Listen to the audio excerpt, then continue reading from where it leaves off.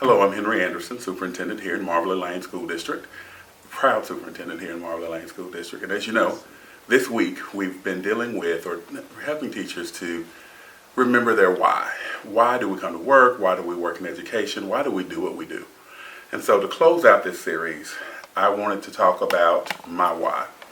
Many of you don't know that I have 25 years in education, but this is my first year as a superintendent. And so it can be a scary position because the district and the future of it rests in your hand. And so there's some times that you really have to be grounded or re-grounded on what the work is really about in the midst of everything that is going on. And so the work that we do is all about students. I've been fortunate to serve as a senior sponsor this year, and I met two seniors that have really, really encouraged me and really touched my heart. The first one is very much like my niece. I have a niece at home who is sassy. She is grown. She's a teenager, but she thinks she's grown. I think she's almost 30 in a teenager's body. And she says what she feels. And oftentimes when she says it, it's with a sharp tongue, but it's got a weight of truth on it. And so I ran smack into her twin when I took this job here in Marvell. And that is in the person of Shakira Zachary. She is a phenomenal young woman with a great future ahead of her. She is sassy, real sassy. But you can't help but love her because when she says what she says, there's truth and care in it. And so I want to thank you for being my why this year. I really want you to know how much I appreciate you. Now the other part of my why is about how you see young people grow. And it's amazing about the students that sit in the background, they call it chilling in the cut, I guess. They kind of just sit in the background, and if you're not careful, you'll miss them. But they are a force to be reckoned with. And so I met Mr. Antonio Mata, and we were working on our senior trip.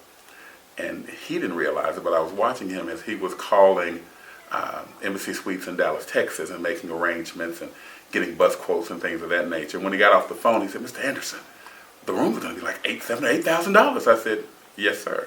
And you need to make sure that those rooms are to the level of expectation that you want, because that's your money.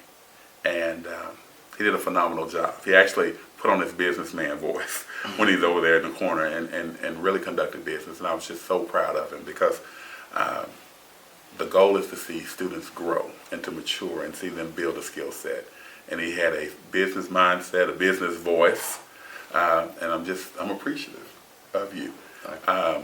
One thing that I said often when I started is I said, thank you guys for letting me be your superintendent. And Antonio was the only one that responded back and said, thank you for being our superintendent.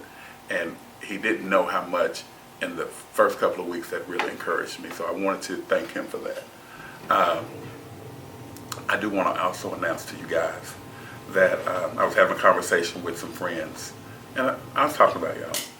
Kind of like teachers do all the time. We talk about y'all.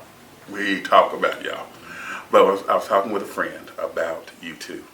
And so one of the questions they asked, so what are you going to do for them? I said, well, we're going to do a commercial about my why. And they said, that's all? I said, well, they're both going to college.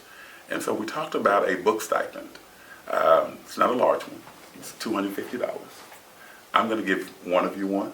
And a friend of mine is already committed to give the other one a check for $250. Got to be enrolled in school.